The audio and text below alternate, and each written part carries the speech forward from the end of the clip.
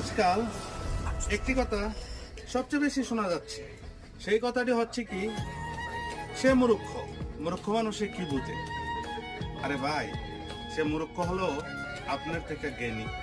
কারণ আজকাল শিক্ষিত মানুষের জন্যই সমাজ নষ্ট হয়, মূর্খদের জন্য সমাজ নষ্ট হয় না রে ভাই। মূর্খ যাদেরকে বলে আপনারা অসম্মান করেন না, আসলে তারা মানুষকে সম্মান করতে জানে।